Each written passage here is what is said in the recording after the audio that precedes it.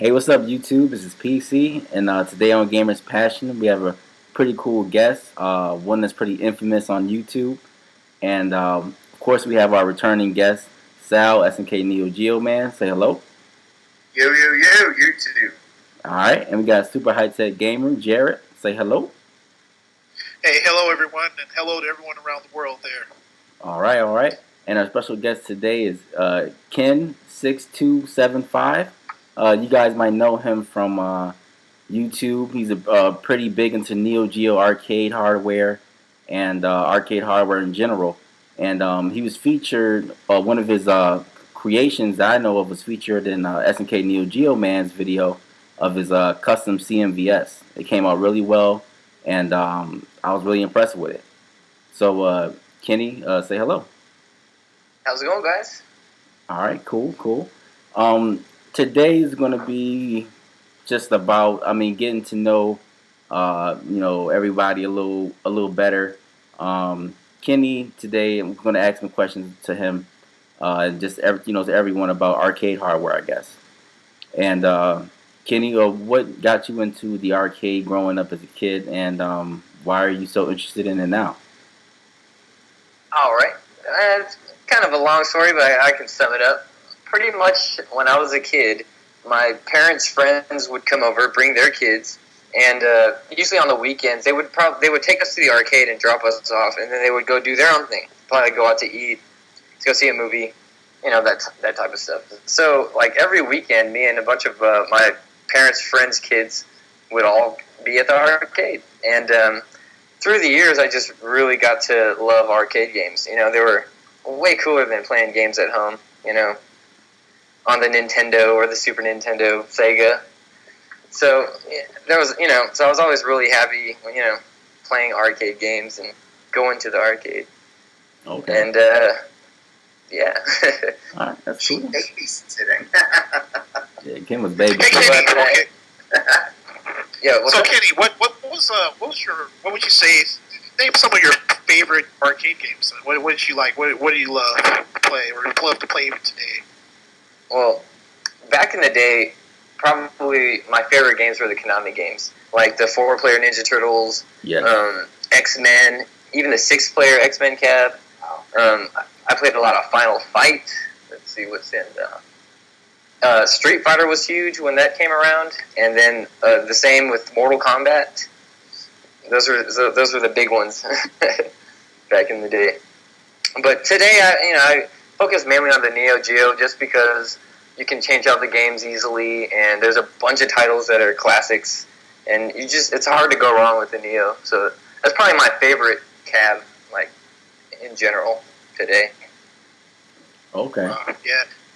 Now, Kenny, we all know that you do modifications on CMVSs and stuff like that. How did you actually get into that? Like from basically going to the arcade and wanting to get into that hardware business yourself.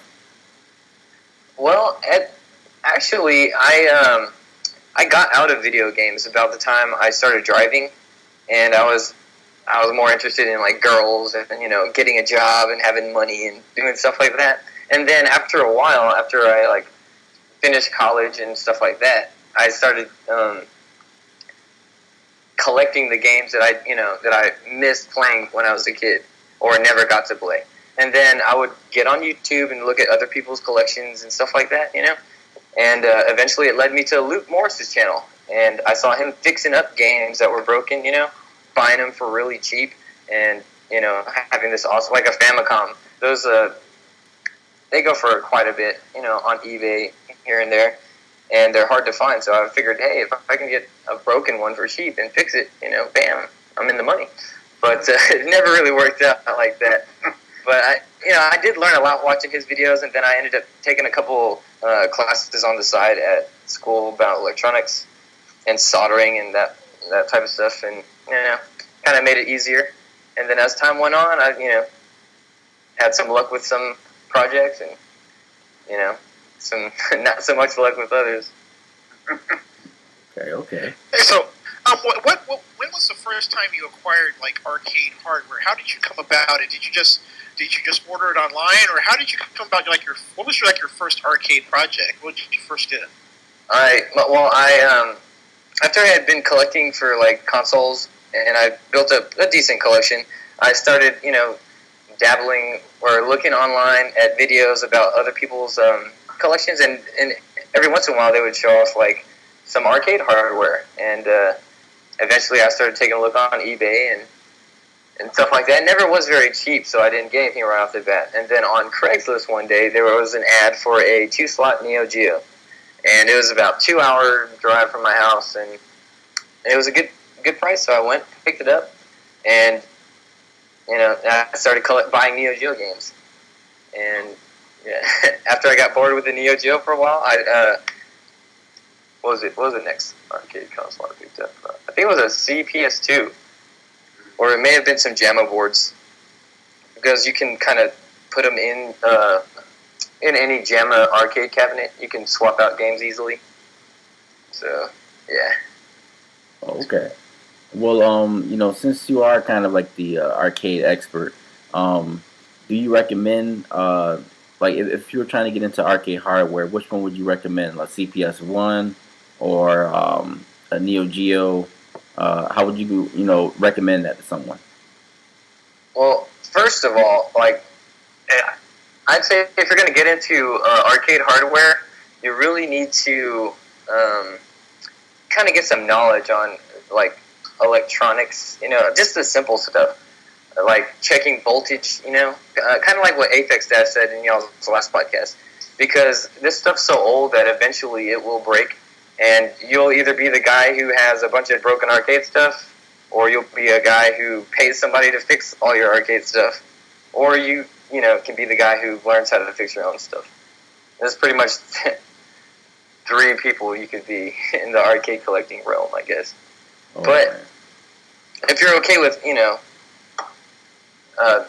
repairs and, kind of delving into soldering and stuff like that, then I would definitely recommend doing it. And I would start with a Neo Geo, just because you can get the games fairly easily, and there's so many, different kind of like 2 slots, 4 slots, you can kind of customize what you want, change the games out.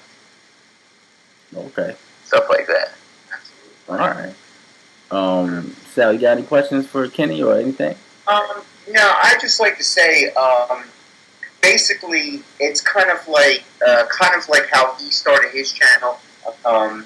Is like kind of like I was collecting myself, started getting back into it, and when I would do is always type in the search bar, let's say Neo Geo, Neo Geo AS, or arcade, whatever it may be, and then I came across his channel, Kenny's channel.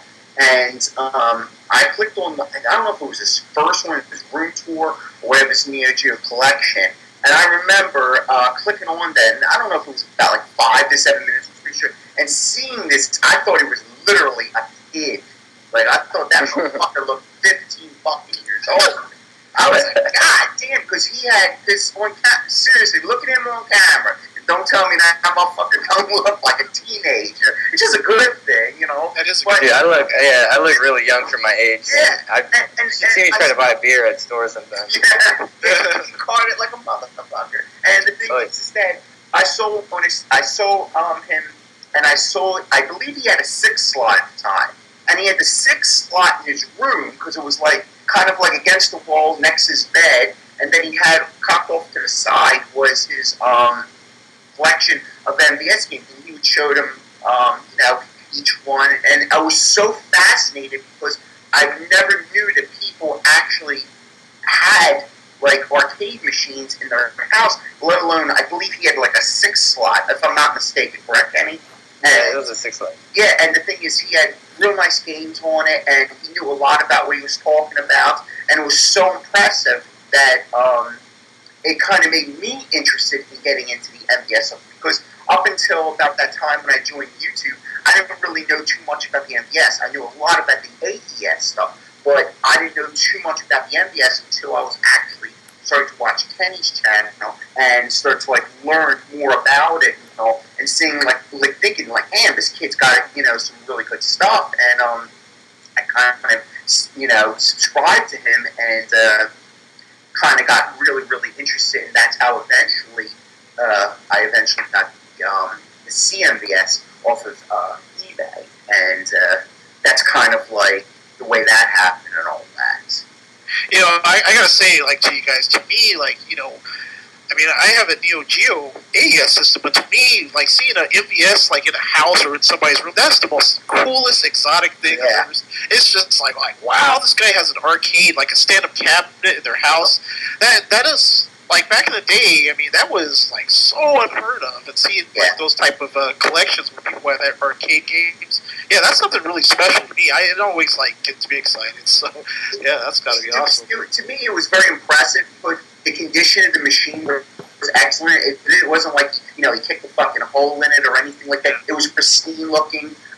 He had excellent games. I remember seeing, like, Baru actually being played or having a demonstration on the system and all. And the fact of the matter is that I didn't know that you can actually, convert it to a home thing. And it was just, to me, it was very impressive. And that's another how I kind of found Marty Shot or MC Pac-Man Shot, because of his arcade machine inside his house. And to me, like you said, it's something very special. And I'm not going to lie, it's very envious to see something, because I think it's one of the coolest things you could possibly have, because it's literally holding like a piece of history or something unique compared to what everybody else has. Oh yeah, you have like a couple bar stools, you put that up to the machine, and you got the cabinet and everything. I mean, that's got to be so much fun to have, So arcade collecting. Man, I wish I was into that. I wish I could have an arcade cab. So, like, guys like Ken and a lot of the other guys on YouTube are really lucky, I think. Absolutely. Yeah, I mean, if you don't have the room for an arcade, I mean, consoleizing or having a super gun is just as good. Well, for playing the old school arcade games at home. Yeah, and that would be something. And the one thing that kind of it is intimidating for like guys like me. I'm a dummy when it comes to when you're talking about voltage regulators and stuff like that, PCBs, power supplies. That's like you'd be surprised, man. It sounds like a lot. It does, and I was intimidated when I first got into it. But if you take, you'll get one problem at a time usually, and then if you try and figure out that problem, eventually you'll have you'll learn about all this stuff. And once you learn like how to check voltage once, you'll always know how to do it. It's like riding a bike. To me, believe it or not, check out. The thing is that he's kind of right, like in baby steps, because like I didn't know jack shit about arcade hardware, but getting to understand the PCBs and understand what they do and know how to check for different things. So little by little you can like learn it, but in the beginning, you're kind of like on eggshells with touching things because you don't know what the fuck you're touching, But once by watching videos and asking questions, you start to become more comfortable in those areas. I mean, soldering I've never tried. I'll be the first one. I probably fucking fry something or put my house on fire. All you gotta do, man, is get like an old VHS and practice soldering on it. Yeah. Get a roll of solder, get your soldering iron, and try to remove the caps and try and put them back on. And once you're comfortable, it should only take you a day or two of messing with it for a couple hours to kind of get the gist of it. Okay, cool.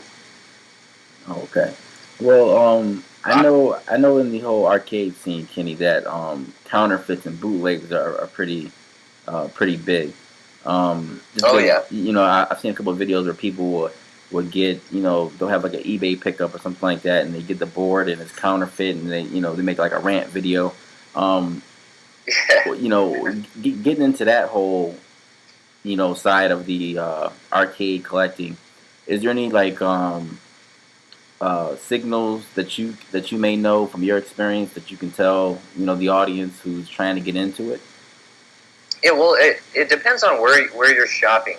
Like, for example, if you get on the forums, there's some good people on the forums that will tell you who they've bought from, who they've had good experience with or a bad experience with. That way you can kind of pick and choose who you buy from.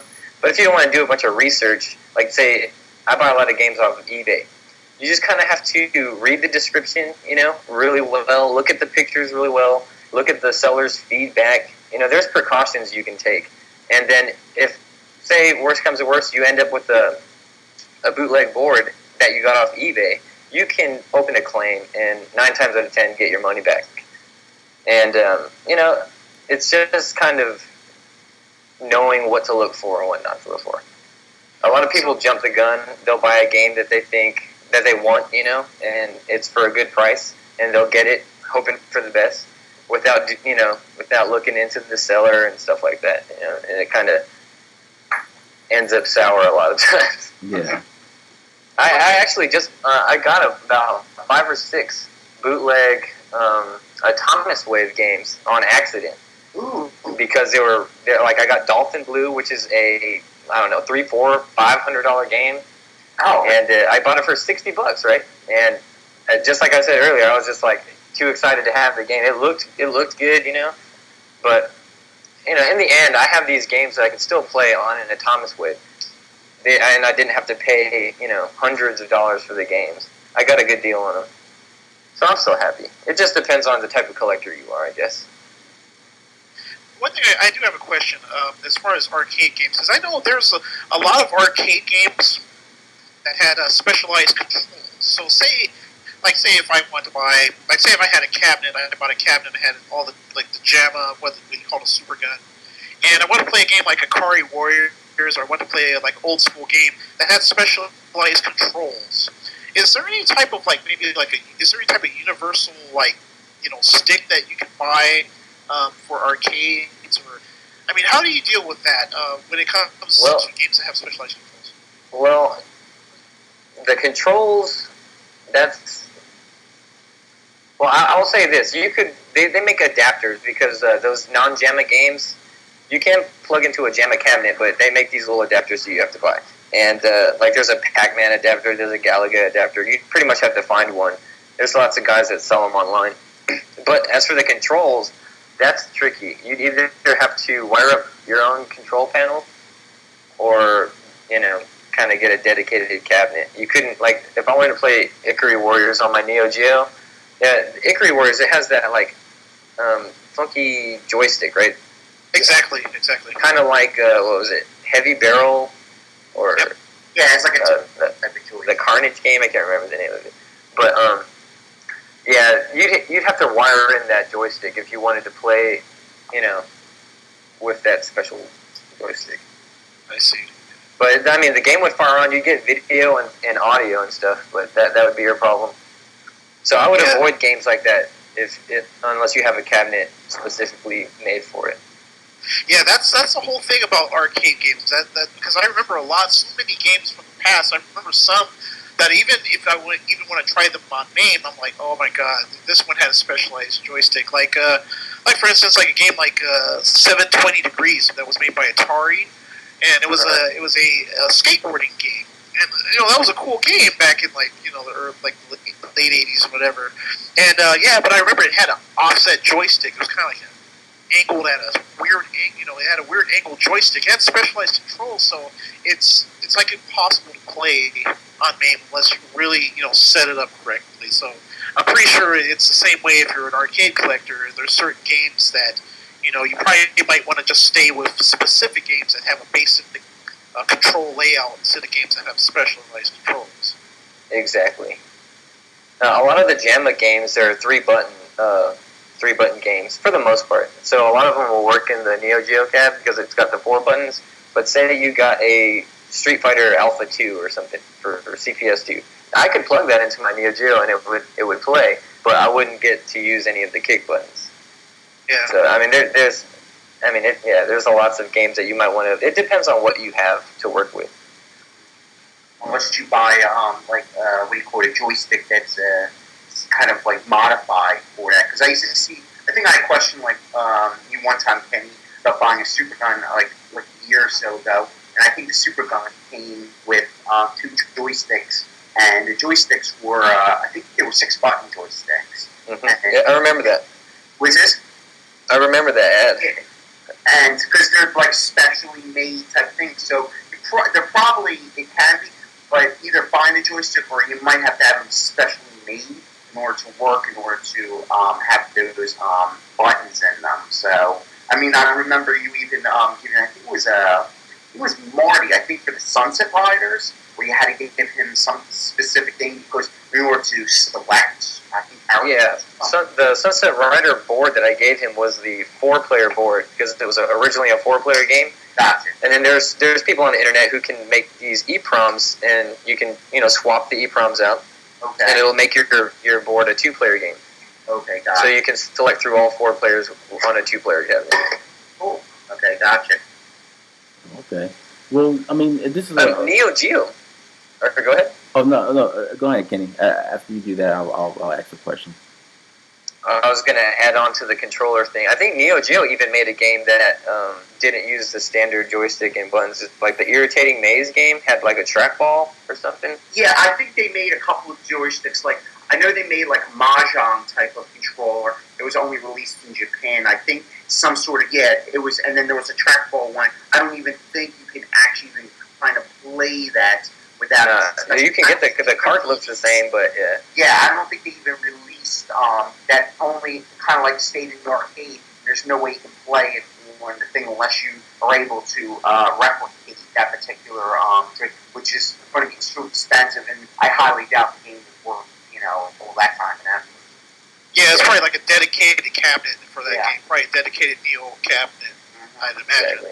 Absolutely. Like if you were a fan of Ikari Warriors or Ikari Warriors or however you say it, then I would get like a dedicated cab, and then I'd get all the boards that have the same type of joystick as that, Yeah. and and then have that like my cab for those type of games. Yeah. Okay. But if you're trying to hit like the broad spectrum, any old jam cab with 3 or 4 buttons will play most of the majority of the games out there. Oh, I see. Okay. Well, I just want to kind of go back to the one question when I was talking about bootlegs. I guess this question is for all 3 of you guys. How do you guys feel about like how I was on the I believe it was the Neo Geo store, and I seen a cart where it was like a multi cart, and it had the official, it had like an official case and everything like that. But like, what do you guys feel about that? And I know Kenny, since you deal with you'll come across bootlegs, and you said you have some, and you still have the game to play, but it's not the official game. How do you guys feel about that in general? And I'll just start off with Kenny, and then we'll go to Sal, then we'll go to Jared. All right. Bootlegs, they don't bother me if I know I'm getting a bootleg. It bothers me when I think I'm getting like an original game and they're charging me the price that the original game goes for, but then I get it and I open it up and it's something somebody made. That, that's not cool. But like the Thomas Wave games I was talking about earlier, because I got them at such a good price, and I get to play the games that I want. It's not, I'm not displeased. As far as those multi-carts, though, I think they're great. When I first got my Neo Geo, I didn't have enough money to buy all the games I wanted to play, so I got the 161-in-1 cart. Yeah. And all the games played great. I mean, there's a few issues with it, but for the price and everything that you get, it's definitely worth the money. Absolutely. All right.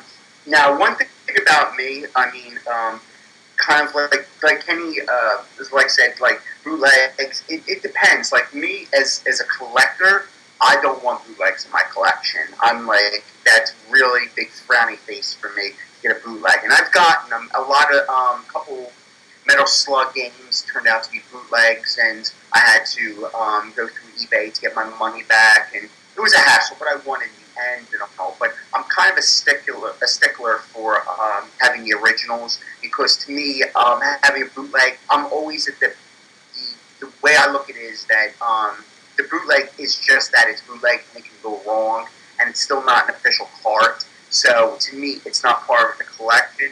But on the other hand, the 161 I think is an outstanding way to play a lot of games that you may not have access to, and it gives you an idea.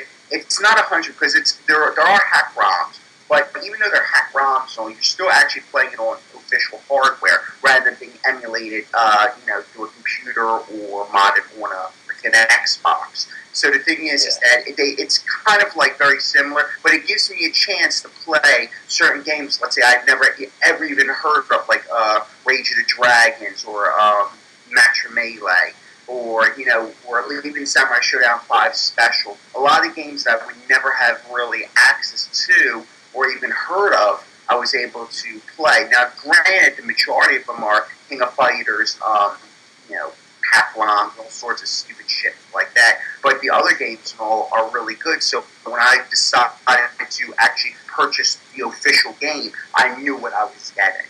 So I look at it as kind of like that trial thing, where it's a good thing to have, but if you want the real thing, and you want to put out the money, at least you know what you're actually getting, rather than actually watching YouTube or playing it on like a PlayStation or emulator on a computer, so you have an actual idea of what the game is like.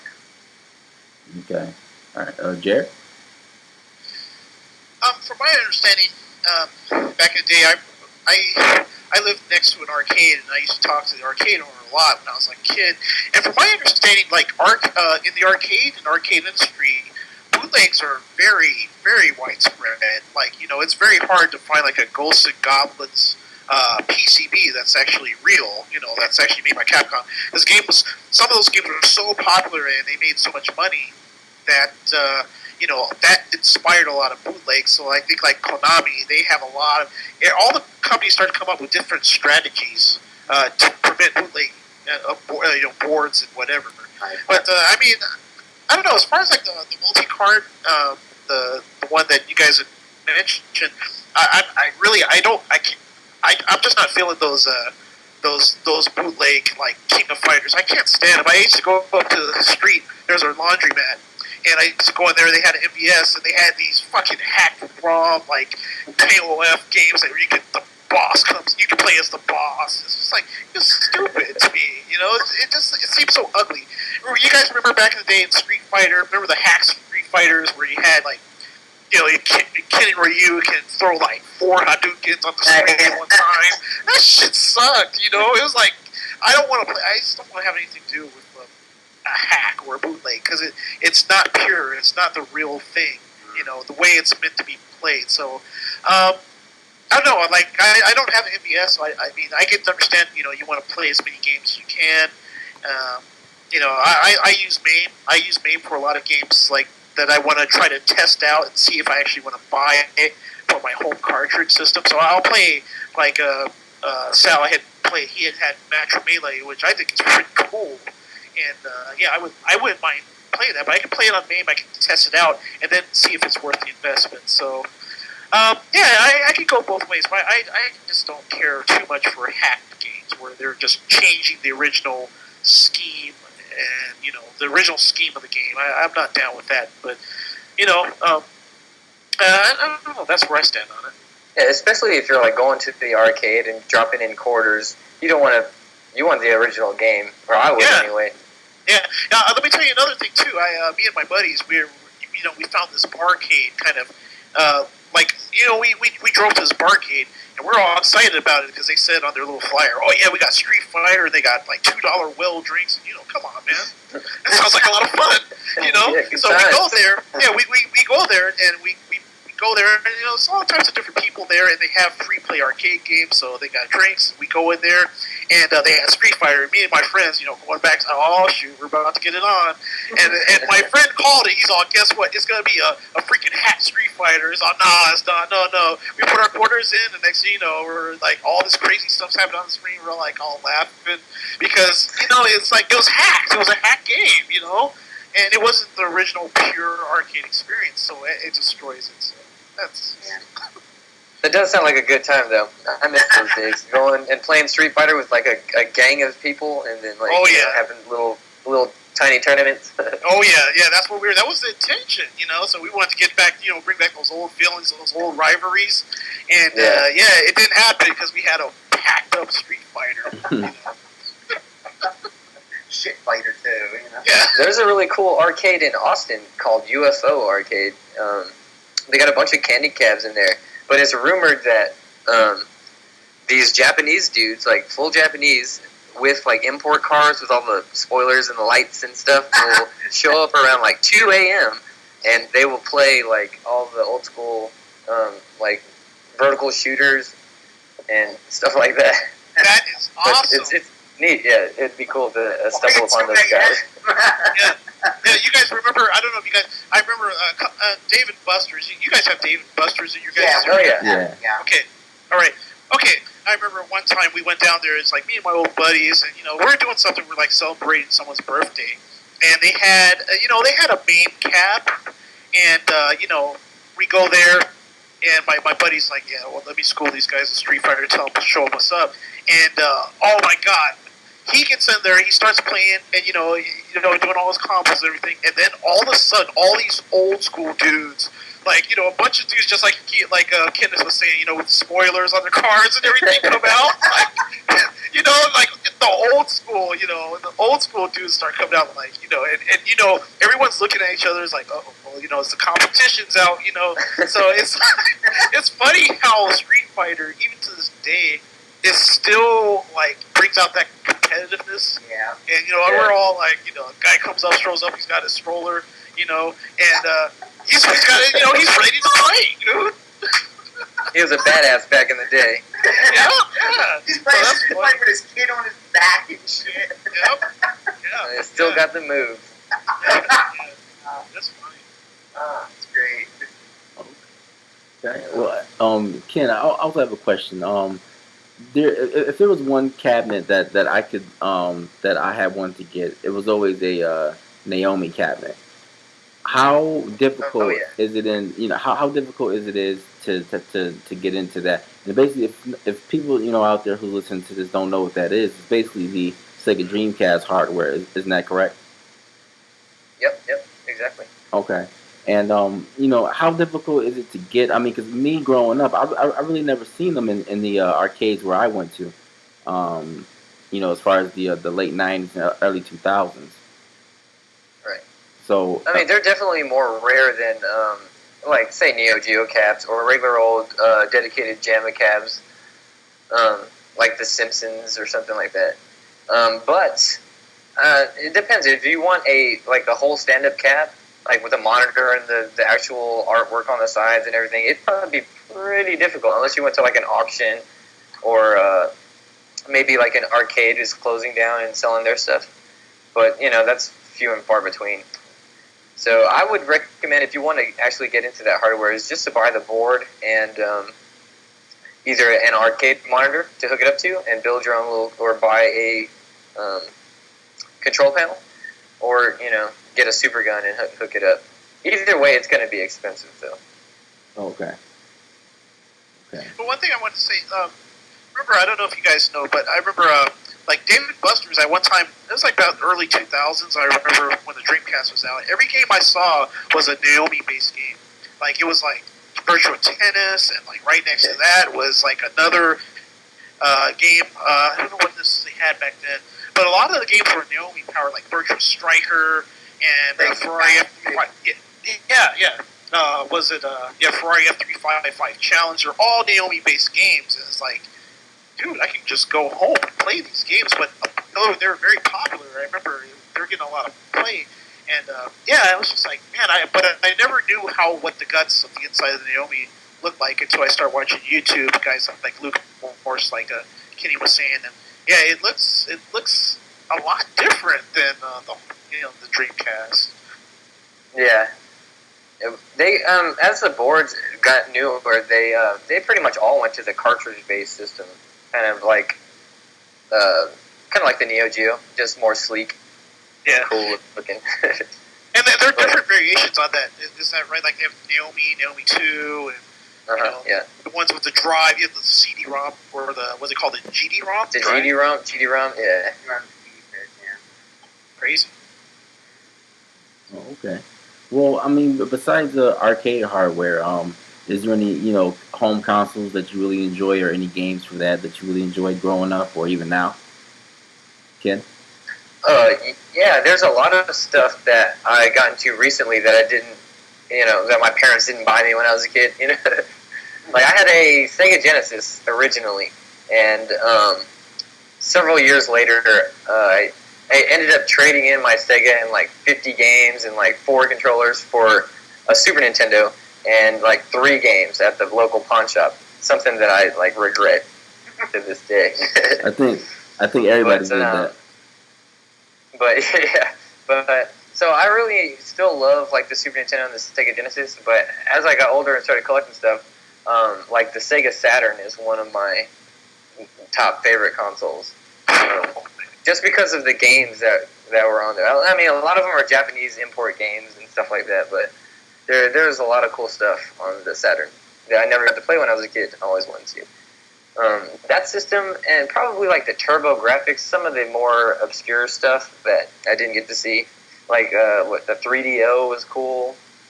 Definitely the Neo Geo CD and CDZ. It's because it's all stuff that I couldn't even dream of owning when I was growing up. Oh, speaking about So my Neo CD, I gave Kenny my Neo CD and stuff. So Yep. I wanted to give it to him because just was not playing that shit. I figured I would know if even it worked or not. And yeah, I had to do some little fix to get it to work. Yeah. But yeah, it was simple. Okay. That's cool. You know, one thing about the Neo Geo CD, I remember when it was announced back in like 94, 95. You know how like you guys had like pinup girls, about like, the girls that you had on your wall? Like, yeah. I had a pinup of the Neo Geo CD ad on my wall. I was a teenager. I was like all in. I wanted that thing so bad. I was just like, I wanted that thing so bad. I had the ad. It said like, in the ad, I can still kind of remember. It said, what did it say? Like, oh yeah, like your stereo is your music theater. You remember that ad? And it said like your VCR is your movie theater, but the Neo Geo CD is your arcade. Yeah, and I had that on my wall, dude. That's how. And the thing is, I can never find it. I don't understand how you guys were able to find it. I never found one. What happens is, actually, the store, it was used to be a chain of stores and all that were not like a corporate, but they were called Game Gallery. They were owned by 2 guys and all. They eventually closed down. But what happens is that all I did is that I asked them, I had this special order from them, and they ordered it from SNK directly. So that's all it really was, is either you got it out of the magazine, you called SNK directly, or you got it from, like, say, your particular store. So you could actually get a hold of it, But, I mean, you'd have to go through some channels. You just couldn't walk into any store and get it. Believe it or not, it was easier to get the import one than it actually was to get the USA one, because a couple of import stores here in Philly, when they were around in the 90s, actually had them. They were around the import. Sal, how old were you when you got your AES? About 16 years old. Wow, man. Lucky.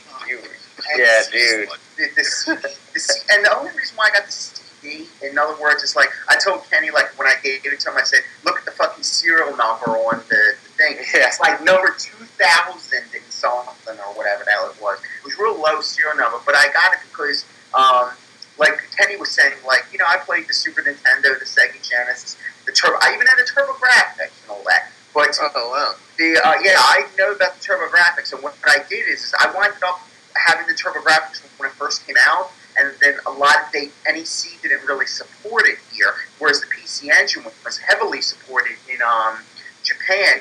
I had a Turbo Graphics. I brought over a friend's house, and basically never came back for the goddamn thing. I mean, that's how much I despise the GP16. I was like, fuck, you are going to come back for it? I was like, nah, you can trash it, basically. And that's how much it's like score. Like, yeah, he probably fucking trashed it because he didn't know what he had, unless he had it now and he can sell it on eBay. But the thing is that basically the way I got the Neo Geo was just getting rid of all my stuff and saying I want the real deal, and that was the way how the Neo Geo really came about for me, because I was tired of playing these GIMP ports, and I wanted the arcade experience, because to me my first love was the arcades, even though I kind of grew up on the consoles and stuff. I wanted the real graphics, the real sound and stuff. So yeah, and then the Neo CD came about because I could not afford to keep up the AES collecting. So yeah, those games, man. Jeez. Yeah, and even collecting for the Neo CD was kind of hard too, it was pretty hard because I had to get a lot of it out of a supplier out in New York and a couple games from the import stores that I could get because it was region free. Of course, Olden Years stuff is region free. So wherever I could, I tried to get the games sold, and I had a lot of U.S. titles. If you go back and see some of my old videos, you'll see the different things I had. I even had the rare Ninja Masters and stuff and all, and I couldn't appreciate the game until I actually got it for the NVS because it was a low time shit. I was like, man, fuck this game. And I decided, when I bought it back, I was like, wow, I was truly missing something. I couldn't appreciate it for what it really was. That's the way I kind of looked at the CD. I couldn't appreciate the games for what it was because of loading. I just didn't have the patience. Especially when you get older, I don't have any patience now. Especially when you got the AES sitting right next to it. Yeah, exactly. That was my thing. But the thing is that it was pretty tough to get a hold of the U.S. system. But the imports, believe it or not, they were pretty much around. If you had like import shops, you could probably get them. But the games, I believe, were actually harder to get, especially the U.S. versions. Really hard to get. Yeah, I've never seen me personally, I've never seen a U.S. Neo Geo CD unless I go on YouTube. I never saw that box. I never saw English instructions. None of that stuff. I was just like, never saw it. Yeah. Just like, It was weird because it was weird, and then that's the first time I experienced the joypad. When I got the system and I looked at the controls, what the hell is this? And I was looking at the control pad and it was like feeling the thumbstick. I was like, wow, this is weird. And it took me some time to get used to because the packing game was actually Samurai Showdown 2. And the thing is that, and to just use it to make the moves was so foreign to me because I was so used to the joystick from the Neo Geo that actually I barely even used the pad. I used the joystick because I think when I gave the pad to Kenny, it was pretty much almost like brand new because I rarely used it because I couldn't get used to it. Now I can get used to it, but I couldn't appreciate really what it was doing at the time. You know what I'm saying? So it was different to actually, but it was fascinating to actually have the system. Everything was in English and having an American version of Samurai Showdown 2 was the packing game, but the system was like $400. That's still pretty expensive. Yeah, it was still expensive, and it was. But it gave me a chance to play a lot of games, and I think the last game I got for it was King of Fighters '99 because I think that was like one of the last games made for the system because they just said, nah, this is just a waste. It's just money after a while. So I only had maybe about, I'm guessing maybe about 15 games. I might have had that many. If I can remember. So yeah. Mm-hmm. So I got something. I don't know, PC, but no, go ahead. Do you guys think that? What do you guys think about like arcades now? I mean, I've seen a couple of videos recently where like a lot of you see like a lot of arcades like close down and stuff. I mean, do you think any of you guys think that arcades are still viable in any form or any way, or are we just doomed to have our little home arcades? Well, in Austin, I can't speak for like everywhere, but they opened up a arcade. Well, there's that UFO arcade that I told you about, and that one's really small. It's probably got 15 or 20 little Japanese candy cabs, and then that's it. But then there's another one called Pinballs, real big. Some private collector like just decided to turn his collection into an arcade, and he's got like 200 pinball machines and like pretty much every arcade cab you can think of. And he lets you bring your own beer. That's awesome. So yeah, there's a lot of I don't know. I guess from everywhere from like 21 to 45-year-old people, or like dudes mainly, in there, having a blast, and they stay packed. Yeah. But other than that, like I live about an hour from Austin, and everything around here, like if it's an arcade, it's like redemption games. It's skee ball and like claw machines. They got the buck hunter. It's like for kids and stuff like that, I guess. Our days are over, I think. Yeah, I highly doubt they'd ever come back because I think the problem with America is America has bad issues. Like everything, like the arcade sprung up, they did well probably from like maybe the late 70s, early 80s, and continued on. But it's a bad thing. Now in Japan, they thrive because Japan is such a high walking, traveling type of area. So a lot of times people can't afford cars, things like that. So it's bicycle and foot traffic. And a lot of times when people go to unwind and all, they go into these arcades, and it's part of their culture. Whereas with America, America doesn't look at video games as part of culture. They look at it as like just like a goofy hobby or a nerdy pastime. Whereas over there, it's part of their culture. It's within them. So I don't think it would ever be resurrected back in. Plus, these newer generations nowadays cannot appreciate what was the advancements and the ingenuity that was in the 90s, late 80s into the 90s. There's no way they could appreciate it. Plus, they don't want to get off the fucking couch anyway because of the online bullshit destroyed any type of social, communication or physical, communication with people. So I think the online stuff destroyed it. Sal, that was like the gospel just now. What do you think, PC? I mean, do you think do you have any arcades over in your area, or do you think is that anything that would be viable still? Where I'm at, all we have is Dave and Buster's. Now we do have a small independent game shop who sells arcades, but they don't have them on display to play. But you can actually go there and buy them. But they kind of overcharge, I think, for them. But no, I think it's dead. I think it's not coming back, and it's a sad thing. I mean, everyone, all the new, all the kids. Back when we had the arcades, all they want to do now is play, Call of Duty, Minecraft. So, nope, it's not happening. It's not happening. Joe Lane.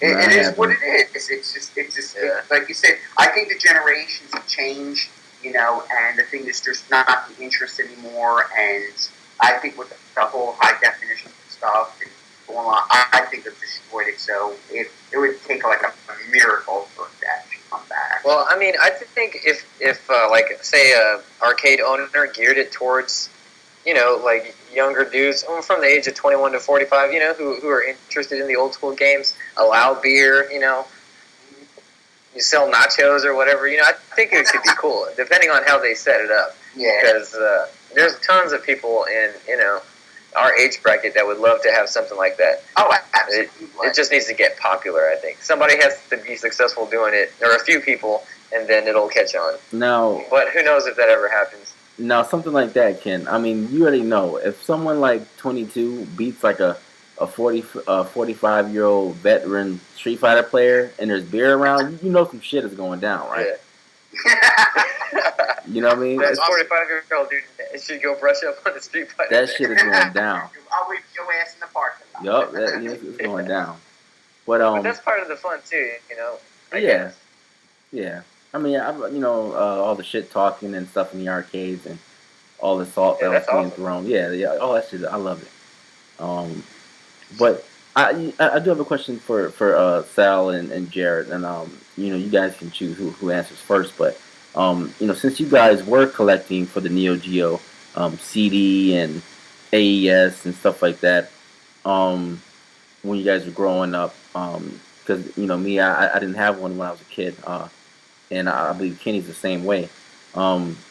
Have you guys ever had like that point when you guys were collecting of being like discouraged because of price and being able to find it and like wanted to give up on your collections? I mean, now both of you have a really nice collection, but when you were just starting, did you ever get like depressed, like just looking at this shit? You know what I mean? Absolutely. It was, I think, the last game until about the last couple of years ago. The last game I bought for it. The AES was probably back in maybe 1997, and I haven't bought a game since when I started back again, maybe about 2011. So that's how much the time span. So my shit sat for a long time. I didn't even play it. Actually, it wasn't even working. My power supply was dead on it. Even the Neo CD, I stopped playing because I was like, I can't get this stuff anymore. Well, I could have technically, but I didn't really trust the internet and a lot of shit at the time. But yeah, there was a point where I actually just gave up on it and kind of stopped playing video games for a while. And yeah, there was a lot of discouragement because it was just too hard to find the stuff. Nobody knew what the fuck it was, and it was just not easily accessible. And like I said, the internet at the time was kind of like shaky because all the stories of people hacking people's accounts was a lot easier back then, and there was so big wary of that, and not knowing exactly where to go to actually purchase the stuff, because I didn't know about the Neo store, and never even fucking knew about them. And the thing is that, so after a while, I just gave up. Yeah. Same boat. I'm in the same boat as Sal. After about 1995, you could go to the magazines and you might be able to see they would advertise Neo Geo games. But then after 1995, at least in the North American region, that thing just dried up. There was nothing. Even if you had the money, even if you wanted to buy a game, you couldn't find them. And the discouragement. Oh my god, yeah. It's like after a while, it was like you had to go to other systems. And what I did to get my Neo Geo fix, I had to do Japanese Sega Saturn. So I bought King of Fighters 95, I bought King of Fighters 96, and like Metal Slug. They started releasing them on the Sega Saturn, so I had to import, instead of buying the AES games, I would import them for my Japanese, or for my North American Sega Saturn, and you had all this crap you had to go through, you had to buy at that time you had I got to tell you guys a story, you had to buy a Game Shark. Game Shark would allow you to play import games. And this is before that nifty, you guys know that Forward 1 cartridge that allows you, it's a 4 meg RAM card and it's an import, it's an action replay, isn't that action replay? Yeah. So this was before the action replay. So in order to play like a game, I remember first SNK game I bought was Real Bout Fatal Fury. And I remember I always had to have a buddy with me because in order to play that game, it required a RAM cartridge. So what you had to do, you had to put the game in, you had to put in your Game Shark. So that way the Sega Saturn knows that this is a Japanese game. But because they required that RAM card, it was asking for the RAM card. So after the game booted, you had to put the RAM card in. So I had to have a buddy. Okay. It was like that time thing where you had to time and say, okay, all right. Once the Sega Saturn screen, Sega produces the license screen shows up, he would rip the Game Shark out. I would put the RAM card in, the import RAM card in, to play SNK games. Wow. So it was That's ridiculous. Awesome. It was ridiculous. But you had to do that before that action replay was introduced, and that made the whole. That was like the whole world. So it sucked. So I couldn't really play buy AES games. In fact, I never bought an AES game until like probably when King of Fighters 2001 came out in like 2001, because it was just dry, and I didn't have internet access just like Sal. So it sucked being a collector. It's just terrible. After a while, you just got so discouraged, and then once the PS2 actually came, that's when I actually started getting a little bit more of my fixes. So PS2 is when SNK was flipping a whole bunch of different Neo Geo games out, compilations and all. That's basically how you started getting your fix and all, because I didn't have access to play a lot of that shit. But the PS2 collections are awesome. All of them are. I think they're really good. You can just play, especially the Fatal Fury collection you guys talked about last podcast. Yeah, those part 1 and 2, both of those are excellent. I think. Oh, okay. Well, you know what, guys? As long as Jared and Sal, I've been talking to you guys. I haven't asked you guys. Well, I don't believe I have. What is your favorite Neo Geo game? Like, if you could pick one that you have to, stay with for the rest of your life, what would it be? And Ken, I will include you into this, and just tell me why, and is it what reason is it your favorite? So we'll start with Jared. Oh wow, it's hard to say. Oh man, it's hard to pick from the King of Fighters, or that's a very tough choice.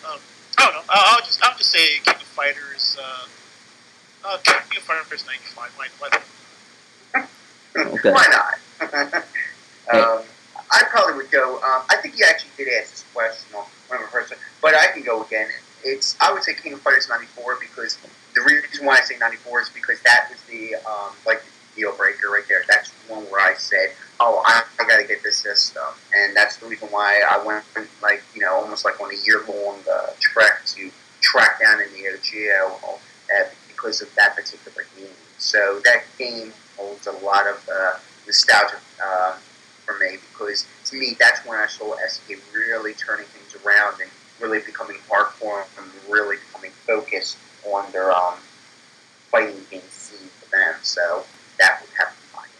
Okay. Yeah, I say 95 because that's the most I played with my friends. That's when we used to have just like we're talking about tournaments and everyone would prove themselves. I remember all the shit talking, and everyone had their team, and it was crazy. It was like a party all night with that game for me. So that's just like a personal thing. It doesn't mean that's the best King of Fighters by any means, but that was how it was for me. So it's a special game, and I'm still. I mean, that game is like Street Fighter Alpha 2. It's just man, so much rivalries and crazy stuff with that game. Okay. What about Ken? What do you guys say, Ken? I'm still thinking. I'd say my favorite fighting game on the Neo Geo probably has to be Ninja Masters.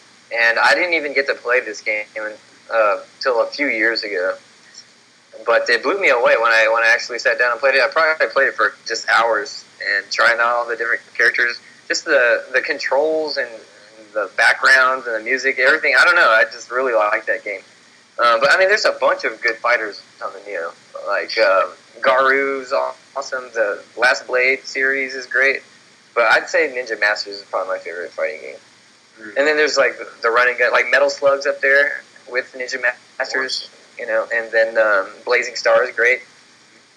But I'd say my favorite Neo Geo game would have to be Ninja Masters. That's a good game. I remember when Electronic Game Monthly fucking gave that horrible scores. Horrible. You search that shit, they gave that motherfucker like 3s and 4s out of 10. That's how biased the motherfuckers were. Screw those guys. Yeah, but it just showed you like how the biasness in the magazines and stuff. And now when people actually play it. Need more information about shopping and nightlife sightseeing in Las Vegas? Check out VidTour.com.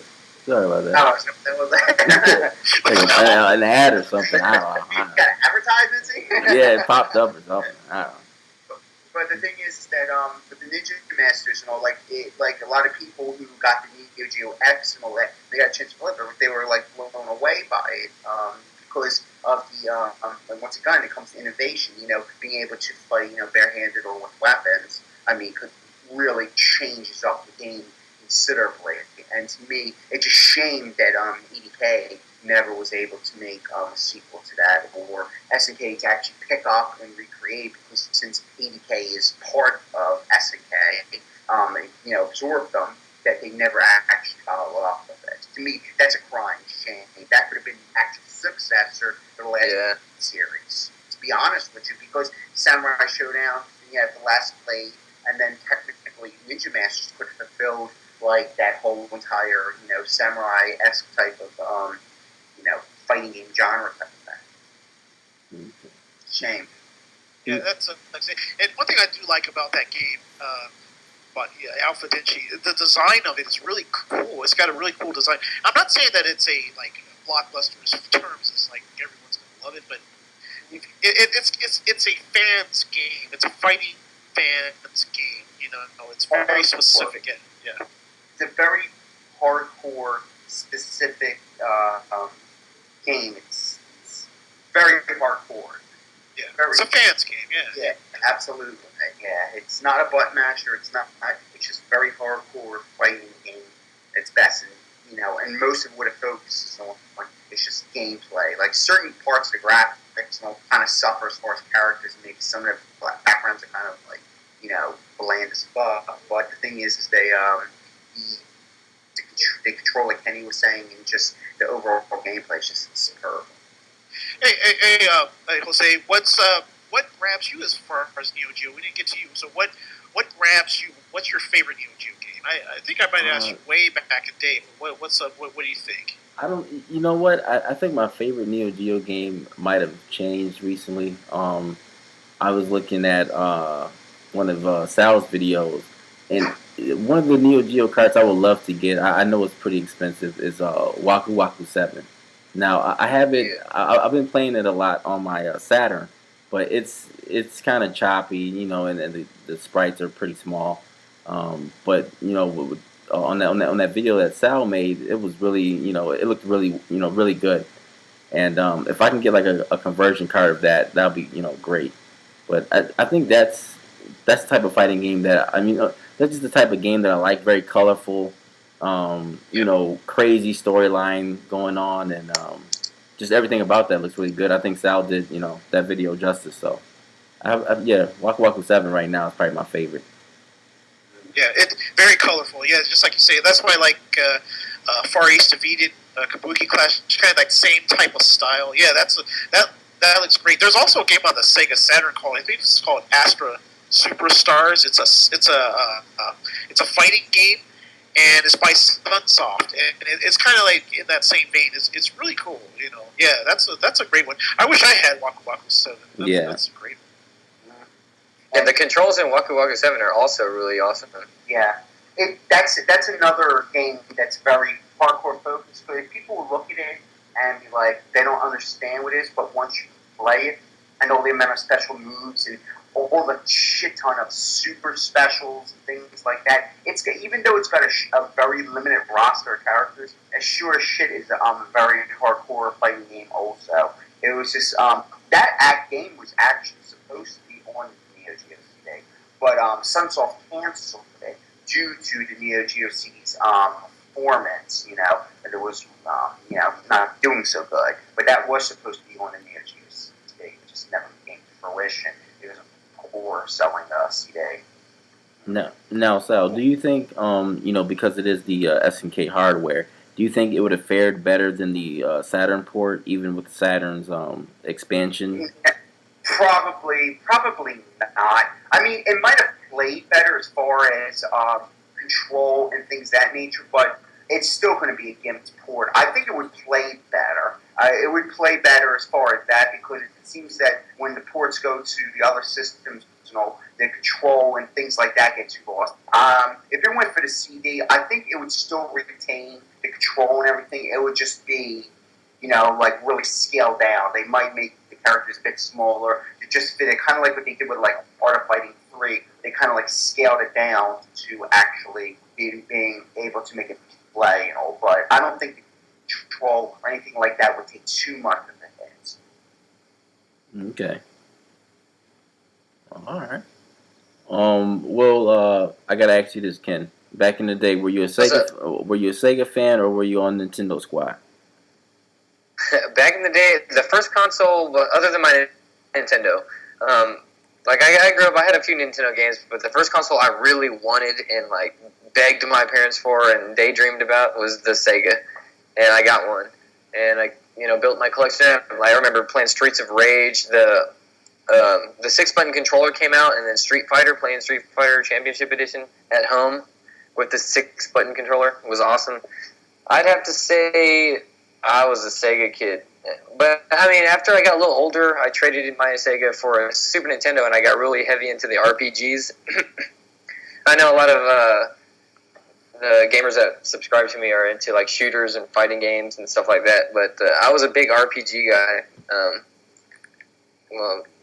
Probably when I was 12, 13, 14, right in there. Okay. But for the most part, I was Sega dude.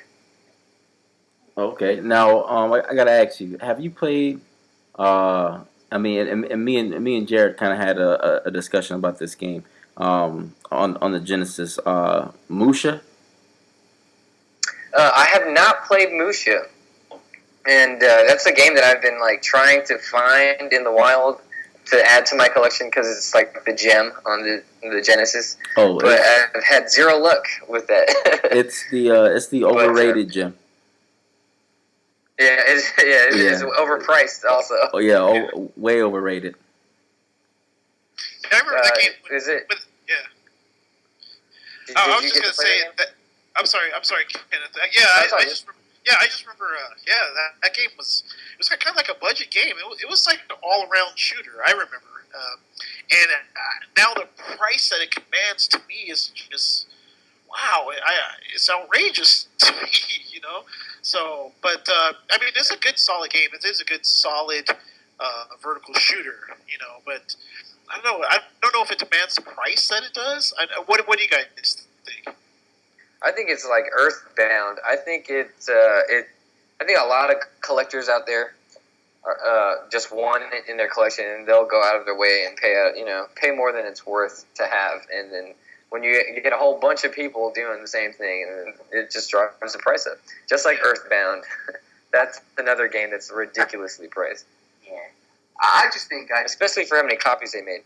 Absolutely, to me, it's just very sought after. I don't think games are like because they weren't produced in limited numbers, and it isn't like they were produced like maybe 200 of them, making them rare. So it's just very sought after, and what makes them so sought after, maybe like Kenny said, because people really want that specific game in their collection. So people are driving up prices because of demand for it, and then you have people, through the social media, promoting it, saying how it is. So it gives more fuel to the fire to sellers to just keep the prices out of the reach of most people, and I think it's kind of ridiculous because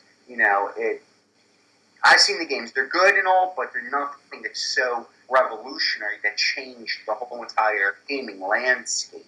So, not at all. Not at all. That's kind of like the way I look at it. It's just like don't get me wrong. I think like even the Neo Geo shit is way too expensive considering. But the only thing I kind of try to trying to be devil's advocate. No, I try is okay. What you were paying for at the time, I think they're still too expensive. But to me, they're more justifiable to some extent because they were produced in limited quantities, and it is something that's so niche and all that. But like Musha and Earthbound, I mean, there are tons and tons of cards. You can go on eBay right now, type in Earthbound, and shit tons will pop up. So it's showing you that it wasn't some limited game, or it was some type of hack or something like that. That it was or used only for a specific event, like stadium events or something goofy like that. That would you'd say, okay, that makes sense why it's so rare. So to me, how they become certain games become rare and how they don't is to me it's just amazing. It's like I don't know if they just pulled it out of the fucking sky, but I don't understand it because they're nothing that's revolutionary in my opinion. I've never actually played both of those games, but I've watched the videos and stuff on them, and to me, I'm like, okay, what's the big hoopla about? Yeah. The thing that kind of makes me mad about like this whole like collector thing is like back in the day, like no one was hyping that game up. It was just like that was common fare for the Genesis Mega Drive. It was just that's the type of game that you expected to play. But it was, a lot of people like us, especially our older gamers, we wax nostalgically about a certain particular game, and because that game was released by Seismic. It was the company, and then there was I forgot who actually made the game. I think the game was made by Compile. They made those type of shooters. Companies like Compile and Toplan. They focused on making those type of shooters, and that was what we would expect for the Mega Drive or the Genesis. But now it's like the price of that game, that one particular game that does everything well, but it's not like it's just over the top. I just think that collectors, they inflate the prices on games that are, they're decent, but they're not like, ultra classic, Yeah, like I can see the only things that might be expensive are the ones that were probably initially expensive. I think what it was one of the Fantasy Stars that was like $100 when it was released for maybe the Genesis. Like if it was something like that and it was released in limited numbers, maybe I can see there is some rarity. But like you said, there's nothing on there not that I can think of that warrants the prices that it's commanding. At the side, I can't. If there is an excuse for a particular game to be expensive, fill me in. But for me, for the 16-bit generation, I just don't see where the hell people are coming up with shit. Maybe they're coming out, maybe their heads up their ass. But the problem is that people are buying into it and they're fucking purchasing the shit. So therefore, giving the sellers, keeping the price low. If people stop buying it, they would be trying to give it away. So it's crazy how can you pay more than $200 or $100 for an 8-bit game, a game that's an 8-bit or 16-bit game? That's like. It's crazy. Yeah, I'm sorry. That's just like, It's just like, to me, even for an 816, I think to me, even paying $30 is too much money. I think it should be 30 and under for the majority of the games, and 30 is just pushing it. Meaning, let's say it was, maybe Streets of Rage 3, something like that. Maybe like the final series of something, maybe would command a little bit higher, but. Other than that, I'm sorry, not for this 8 and 16-bit generation. I agree 100%. Yeah, and the thing is, it's like, hey, were you a shooter fan back in the day? It's like, no, I just want to have Lucia. I just want to have it because I'm a collector. I want to have every game. That sucks. It's like, well, you didn't play those games back in the day. Why are you hyping them up now? You didn't play fighting games. Or you didn't play this particular genre, but now you want to collect it, just hoard it for your collection. Well, why don't you... Exactly.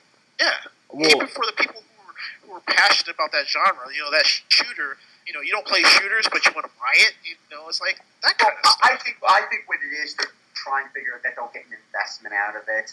Kind of, sort of, like they figure, well, if they hold the games, but the thing is that they hold it from 5 years from now. But to me, the way I look at it is that how do you know that the retro boom doesn't just fucking crash? Because you know what? The people who have nostalgia for Super Nintendo, Genesis, Nintendo, all of them will get older. And the point is, you get older, your tastes change. Sometimes people start having children, they start getting married, and their wives and all that. They say get rid of that shit, and but seriously, be honest though. And plus, your taste and everything change because you have different worries, from 35 to 45. They're two different worries. So the thing is that I think eventually that whole entire retro thing will eventually die out. I think there will still be a niche market for like the PCBs, and I think Neo Geo to some extent. But the rest of the shit, these younger generations, they don't have any nostalgia with these games. So as they get older, they just like their nostalgia will be fucking like either N64 or PS2 might be their nostalgia. So PS2 games might actually start rising and things like that. But these I wouldn't be surprised. What's this? I wouldn't be surprised if they started getting expensive in like the next 10 years or something. Absolutely. PS2 games. Absolutely, because the point is, the attitude is that the tastes and generations change, and the generations that when we were growing up, they can't appreciate what we grew up, and in a sense, I can't appreciate what they have, because to me, I see it as the current gen and next gen are sorry ass generations, whereas they consider it's like new age wave of gaming. That's why, or not even gaming, that's why Xbox One and all them fuckers are all mediate all the fuck up and shit, because they gear it towards that generation. Whereas back in the day, people didn't want all that shit. You had your VCR, you had whatever, or DVD, you just had your gaming console. But now people use it, for totally different than just gaming in general. So I think that generation shift has changed, and a lot of people die out, basically. Well, you know what, Sal? I don't know if I agree with that. I think that because of the shit that we have nowadays, I just think the people who are playing it, like in a couple of years, are going to realize, hey, I've been playing the same fucking games for like 5 years now, like, and then like the whole retro. Bought 19 different Call of Duties. You know what I mean? Like I've been buying the same Madden game for like 20 fucking years. You know what I'm saying? I think it's about time I switch it up a little bit. You see what I'm saying? The graphics get better though. Yeah, I mean, you can only drink Coca-Cola so long before you want to taste Pepsi. You see what I'm saying? So I think the retro all the retro games are going to kind of keep going up. Like I don't think we're at a plateau yet. I think it's going to get a little crazier. And the reason why I say that is because all those people, I mean, there's millions of people on YouTube, a day. You know what I mean? And people like us, hyping these games up in our videos, we don't mean to. We just, we just like these games. But I mean, I know that's how it happened with me. A lot of games I didn't know about. I seen them on a YouTube video, and then I immediately went on eBay and checked the shit out and picked it up. And I think it's going to keep happening. It's like a cycle, just because of the amount of garbage that like kids get today. Like they're going to see what we had and the quality of it eventually. And and that's just going to further inflate the prices. I mean, but we're not helping the situation either, though. Dude, I will say this. Go ahead. I've been collecting games for like, I don't know, 5 years now or something like that. And I was going to like the flea markets, local flea markets and pawn shops in my area. And I remember like Super Nintendo games, pretty much every rare game or retro game was like 50 cents, 75 cents, something like that. And now, like, when I go, there's a ton more resellers. The games are no longer 50 cents now. They're $5 a piece for all the sports titles. They're like, the Super Nintendo games, $5 a piece, no matter what they're. They just steadily keep climbing in price. I think they will climb, to be honest with you, for the next couple of years. But as far as I think is short term, they'll climb. But as far as long term, I don't know if necessarily, because it still comes down like the stuff I'm playing now, holds a certain nostalgia for me, and it's kind of like younger players, So unless, let's say, if you, like, that's why I was saying maybe like a PS2, like, or maybe let's say Xbox, etc. Because to me, a lot of the PS2 and a lot of Xbox stuff is really cheap, for the most part it is. And so, yeah, let's say maybe 10, 15 years, let's say 10 years down the road, some of them PS2 things might go skyrocket. The Xbox might skyrocket. But I'm saying as far as, the generation, because I can't see, like, the younger generations being able to appreciate, the stuff we kind of grew up with. I think the retro will take on another, it will go into like a paradigm shift. It will just go into their next console. So, like some people's first consoles were the Nintendo 64. Yeah. And things like that. Well, I mean, you could say the same thing about us, really. Like, I could give a shit about Atari games. Yeah, there's tons of people out there that love that. Exactly. I love fuck Atari. Shit. Yo, everybody knows I fucking hate Atari. Fuck Atari. That shit is like bleeps and bloops on the screen. Yeah. But I mean, imagine if you grew up with it. Though. There's like some 40-year-old dude out there who's like dying right now because he loves Atari. You know what I'm saying? It depends on what you grew up and have nostalgia for.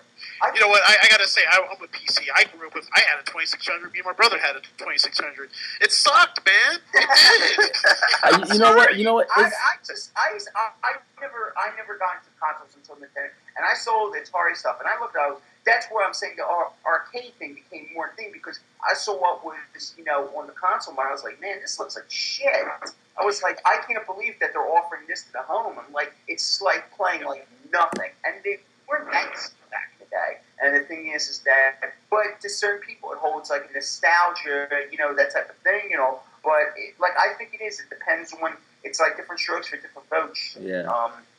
It's what you grew up with or what you appreciate in your time and all that. And because, like I said, I was kind of sort of following trends and buying all the next gen. Like I said, I got rid of the Xbox 360, got rid of the PS and I decided to go with another retro console because I was just tired of it. I was like, why do I have this? What am I? Well, there's good nostalgia, there's bad nostalgia. I mean, you guys, come on, man. You had bad memories when you were kids too. Atari. That's what the 2600 Atari. was. Like I remember, I was like a little kid. I was probably like 5, 6 years old. I remember going to my cousin's house and they said, "Oh, we got Pac-Man," and we go over there. I'm like, I couldn't believe it. I was like, I couldn't believe that. I was like, that blew my mind. And I go over there and they show it to me, and I'm just like, I'm a pea brain. I'm a dumb kid, and I saw that. I'm just like, come on now. It's like, even back then, even with my little pea brain, 5-year-old brain, I was just like, no, dude, this is not the arcade. This is not even close. This is an insult. This is not Pac-Man. Yeah. You lied to me. I was pissed. Yeah. I mean, to me, the Atari, that shit is like the Dark Ages. It's like the fucking bubonic plague. I hate that shit. Yep. I hate the way it looks. I hate the controller. I fucking hate ET. I fucking hate everything on that thing. Yeah, and you know what? One thing about Atari could have killed the whole video game industry on its own because their quality control standards were so bad, that they allowed so much crap to just flood the market, and then they're responsible for the video game crash of the '80s. And no one believed in video games anymore, and it was like that was a fad that was going to die. But then this company called Nintendo decided to bring out the Nintendo Entertainment System, and they basically video games were out for the count, KO, and Nintendo decided to come on with their respirator, and they said clear, and they brought that shit. It was reborn. Yeah, you know how they did it? They didn't market the game. They didn't market the Nintendo as a video game. They marketed it as just a toy. And so what they did is because parents that were buying that shit for their kids, because they're thinking video games, everybody keeps on thinking back, they're having Atari flashbacks. It's like a fucking nightmare.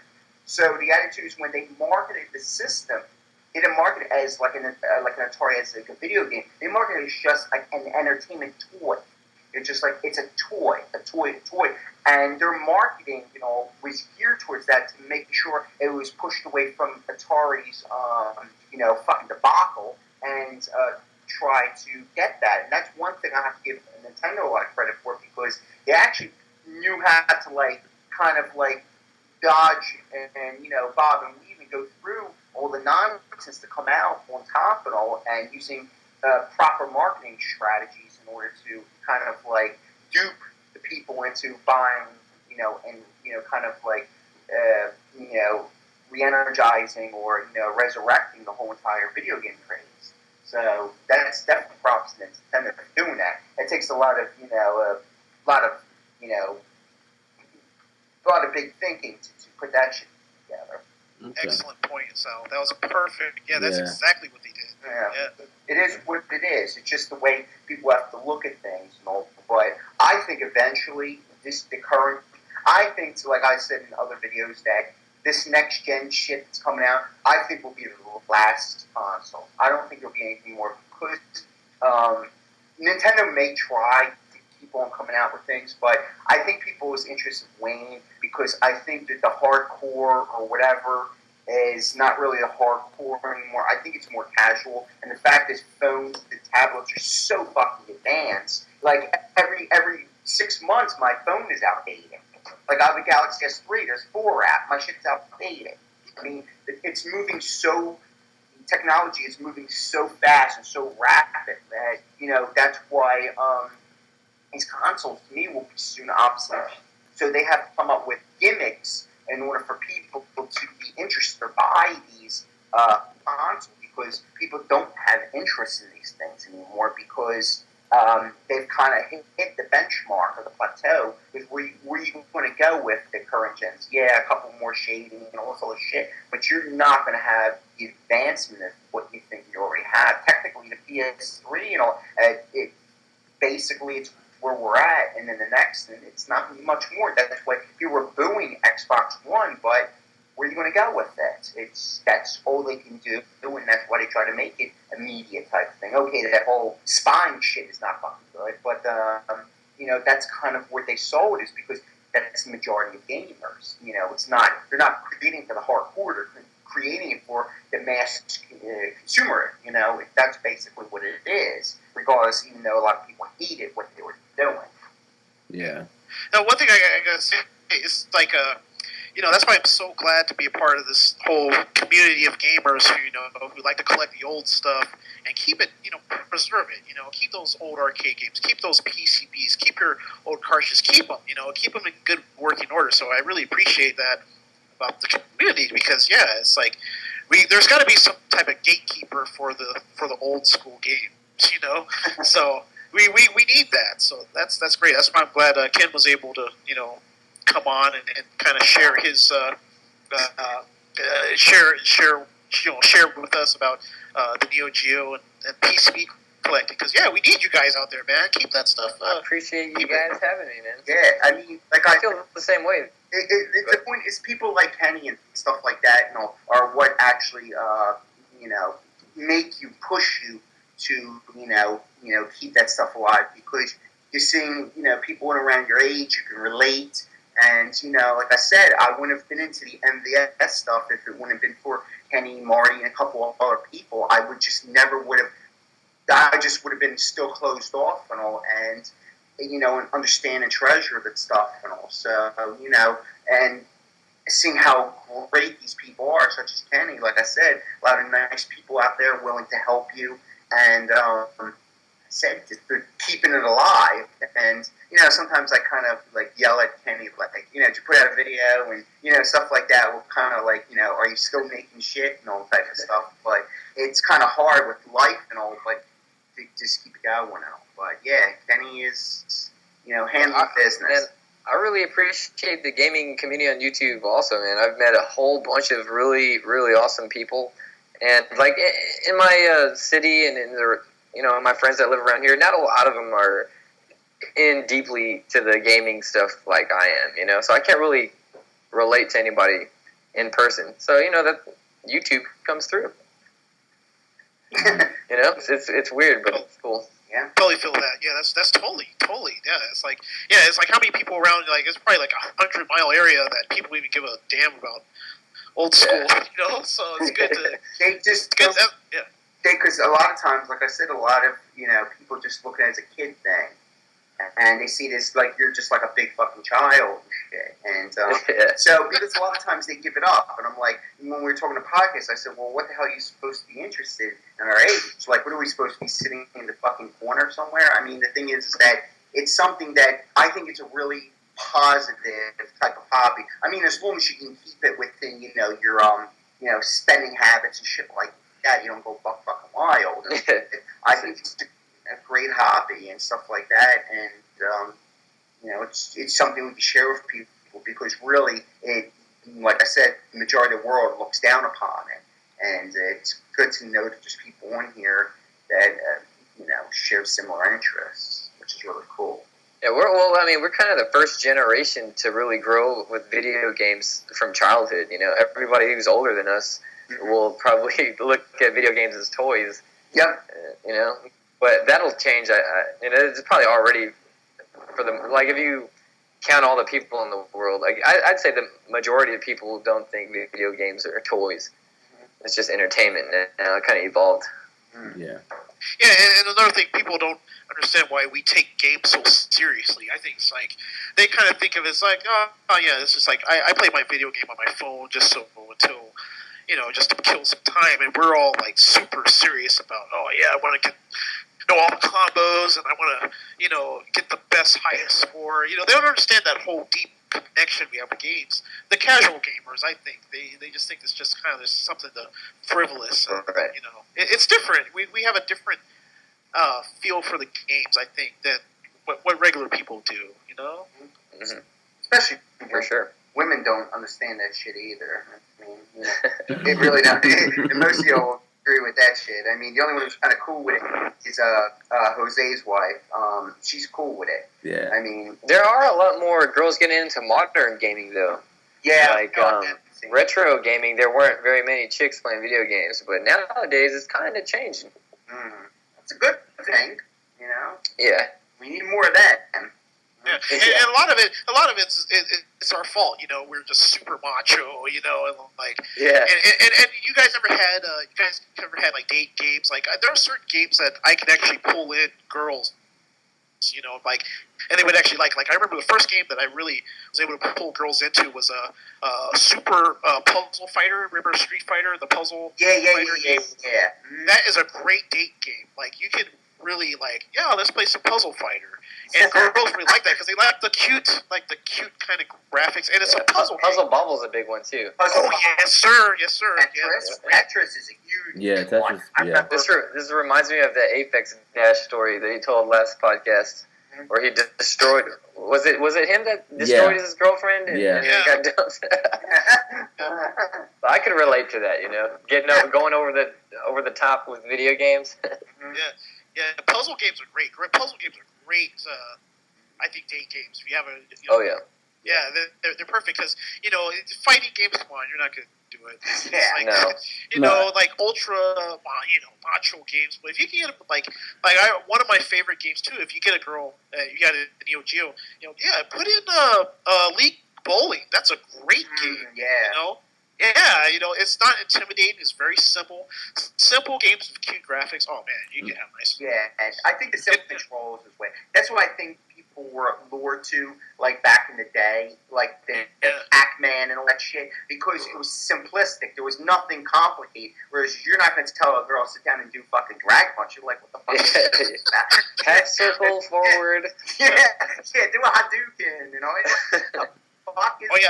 In other words, the simplicity of it all is what actually attracted a lot of people. It's kind of like pinball in a lot of ways too. I mean, even though there's technically a skill of how to kind of like bounce the machine and everything like that, but keep it simple, and the simplicity is what draws a lot of people. The complexity is what turns off a lot of people. Yeah, I think that's probably why a lot of retro gamers aren't as much into the newer games, is because of all the learning curve. You got to spend an hour figuring out how to play the game before you can actually play the game. Yeah, especially I hate this shit with the analog stick shit. That shit bogs me.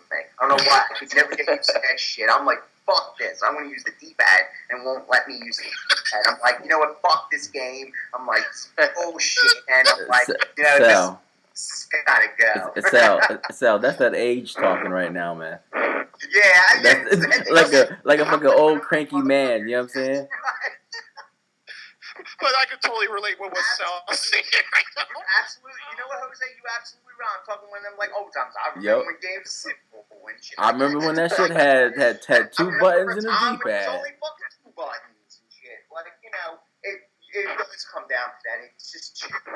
And I like complicated stuff because I think fighting games are extremely complicated, but too many buttons and doodads and all sorts of wild shit on there, kind of confuses, and it just, like you said, you have to grow up with it and get used to it, and it's something, I guess because I just don't want to, and I just don't have the And I don't have the patience like I used to. When you're a kid, you got tons of patience. You sit there, do all. I don't have that shit. You give me, I'm like, I just like, I'm like, ooh, play fighting game, ooh, butterfly. I'm just, my attention span is fucking all over the place. So I just don't have that drive anymore to sit down and learn, a whole bunch of controls. I just want to pick it up and be able to play with it. Maybe play max 45 minutes and I'm done. Not some 80,000 hour game and shit. I was like, nah, it ain't happening. Yeah. That's the magic of arcade games. That's the magic to me. That's why I love arcade games. You just sit down, I can play just for a little bit, I can get my little spurt, and I could leave. I mean, even I'm playing Metal Gear Solid, PC knows about this. Oh, yeah. I play Metal Gear Solid. That's a very complex game for me. A lot of different controls, a lot of different things that you can do, and that's a very complex game for me. But I do enjoy the game. But man, I just like, for me back in the day, it was just like a jump button, a fire button, and eight directional joystick. It's just like that simplicity. Yeah, that simplicity is just so much fun. That's why it's cold, tried and true. I'm like Forrest Gump when it comes to some of this new shit. I'm like, I don't know what this is. X, Y, square, and all this other shit. I'm like, damn, I'm like lost on it. But what it is you have to have the patience. Okay? Yeah. Like, I had the patience to do it, I think, but I just don't have that anymore. And, like, when you were a kid, when I was learning Street Fighter was complicated to learn. The emotions were so radically different than, let's say, a lot of the Sega games and stuff like that. But sitting down and learning them and understanding the motions and all timing and practice things I used to. I don't have that now. So I'm like, I'm just got to resort to what I remember, and that's as far as I get. Yeah. I've become limited. Just to go back, I mean, because I didn't really throw my 2 cents in on this. My date video game is Donkey Kong. When that comes on, the panties go off. You understand what I'm saying? Donkey Kong get the chicks going. I don't know what it is about that monkey. Right, they fucking go crazy over Donkey Kong, man. I mean Donkey Kong Country, excuse me, on the Super Nintendo. They fucking love it. I don't know what it is, bro. Oh yeah, the music in that game is awesome. The graphics, just the The whole way they The set it up, I think, is smoothness, really yeah. It's Girls love very, that game. yeah, it's adorable as fuck. The game. I mean, it's hard as shit, but it's adorable. You know, especially the music. The music in that game really stands out in my mind when I think of Donkey Kong Country. Absolutely, because even some women love the Mario stuff because it's just a certain thing. It's that cutesiness or that lovableness that's there, and all. It's nothing supremely violent. It's like, oh, look how cute. That's why you see a lot of women, like if they're gamers, a lot of them have like plushies of shit of like Sonic and Donkey Kong and all sorts of other dumb shit, whatever the hell they're into. And it's that because that's that simplicity. They like something easy and it's cutesy, and it's cutesy. They can relate to it, not some hard ass, gruff looking fucking man punching somebody, other gruff looking guy. It just no appeal to it and all. Whereas as to a woman, it's very cartoony and flowery and all this other shit that goes along with it. So. Yeah, not to say, like, I remember back in the day, I used to go to the arcade, and one of my older brother's girlfriend, she was she was a video gamer, and she could play games like Centipede and like Miss Pac-Man, and I remember watching her play like Time Pilot. She was the best in the arcade playing Time Pilot. And it's just simple controls, but I mean they would play games, but and have the same competitiveness as us dudes. But it was just different. I think what it is, it depends upon the game, and it's not to say that girls can't be good at shooters or other type games, but I mean there is a certain factor when it comes to like that thing with gaming. So, it's what they can identify with, or their type of what do you call that? Like their imaginations and things like as their kid. It comes back to that. It's kind of like with a guy type thing. Like I like fighting games because violence, and I like fighting itself if you're into martial arts and stuff like that. It's like why girls don't play with G.I. Joes. Yeah, exactly.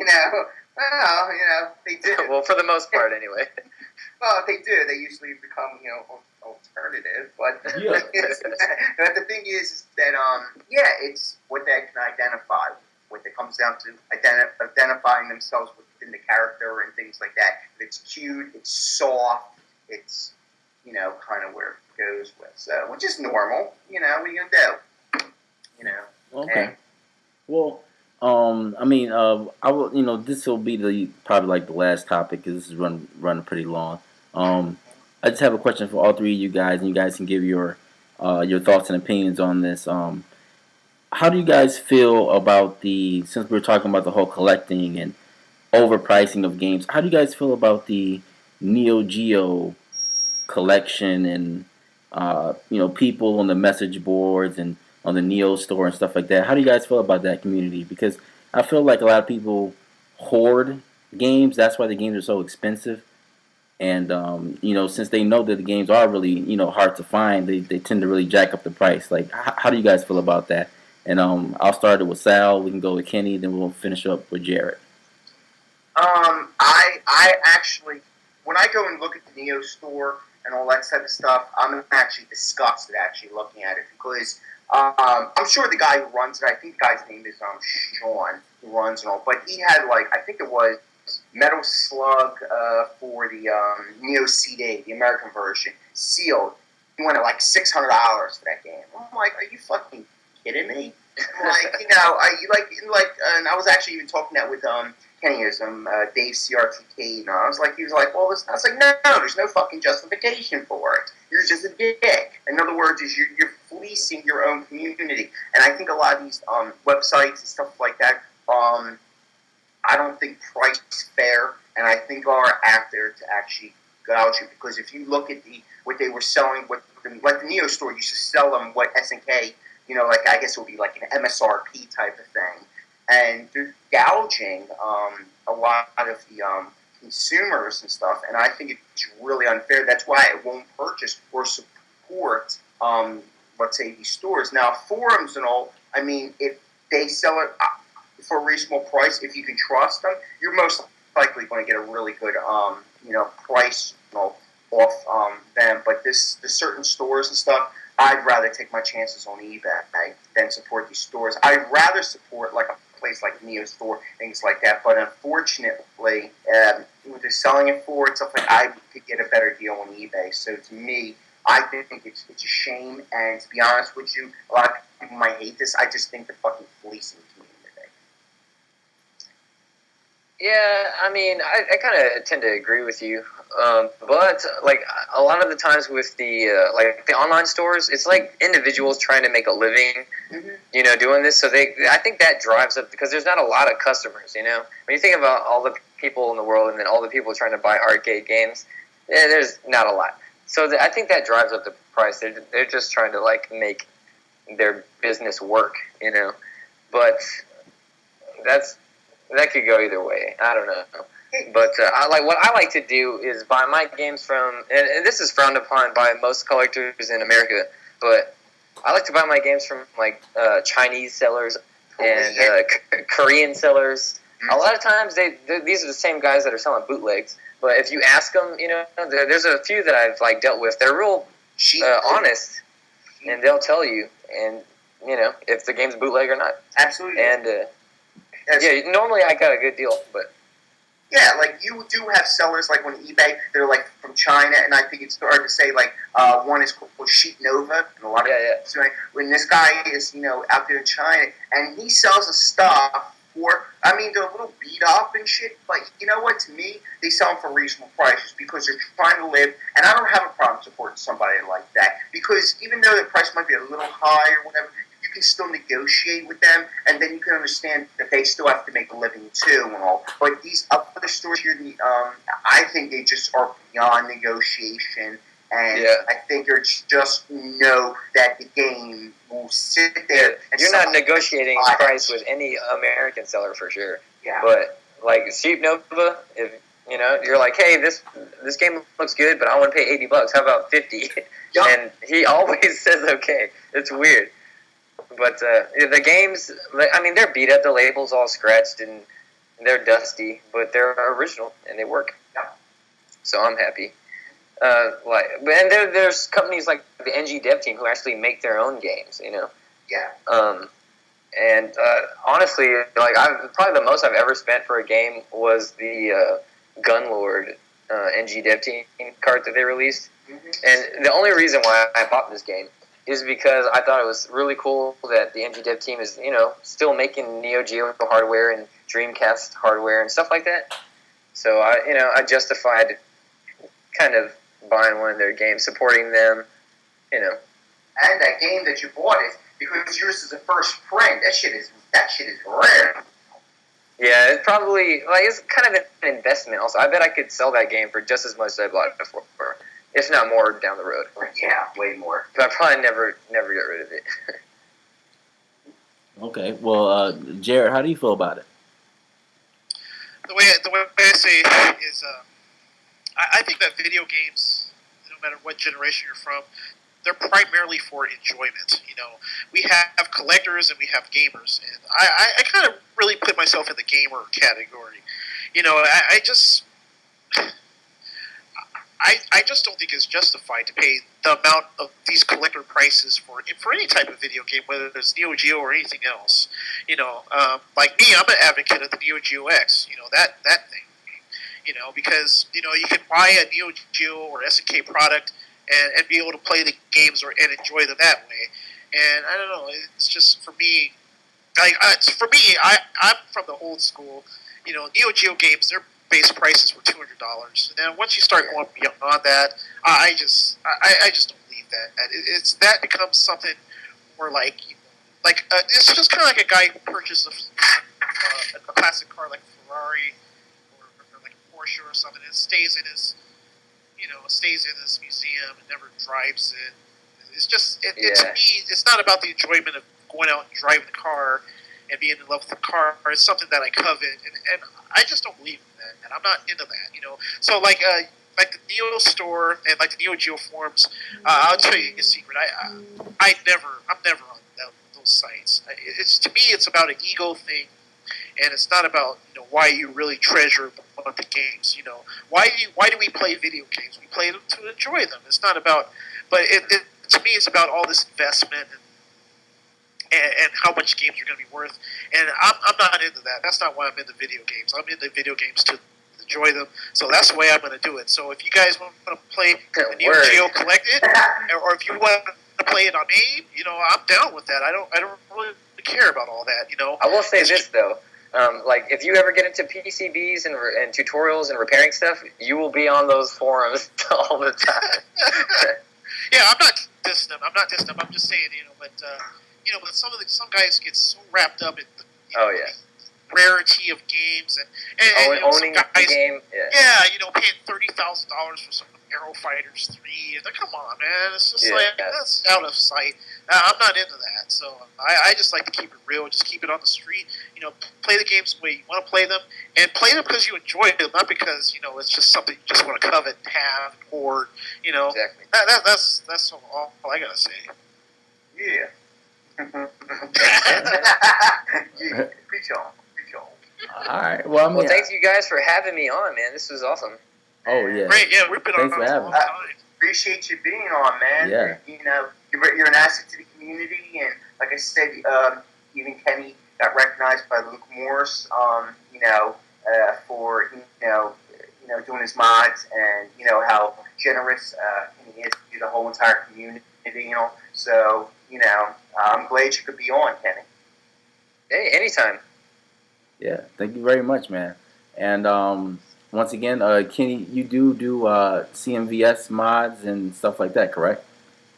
Yep, I sure do. I just finished recording my Game Gear cap fix for a couple of my subscribers. They asked me to do a video, and that should be up pretty soon.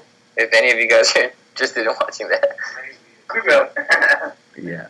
Well, all right. Well, I mean, you guys can, I guess, say your final goodbyes, I guess, for the night, and we'll wrap up the show. Sal? All right. I want to, thank everybody, of course, for being on, of course, inviting me back on the podcast. Like I said, thanks again to Kenny, being a little supporter of my channel, with the CMBS, and basically just to the YouTube community for introducing me to, these good people I'm with tonight. Okay. Definitely. Yeah. It's all about the people. It's all been like the gamers out there. All you guys are just super cool. Everyone who's supported, the podcast and all the different channels and all the different cool people like Ken and Apex Dash has been on, and hopefully, everyone else, join in. Just contact Jose and. Get you on here. We can have a good time. It's a lot of fun. It's that's why I look forward to every week. So I hope everyone else enjoys it. Yeah, I'm definitely looking forward to seeing who else is on these upcoming podcasts. Cool. These are awesome. Yeah. Well, I mean, I just want to say thanks, guys, for the audience, and you guys who show your support by posting comments and stuff like that. I love answering questions, and I know I love to see the positive feedback. So. Thanks, guys, for sticking with us. And I guess this is Gamer Passion, and we're signing off.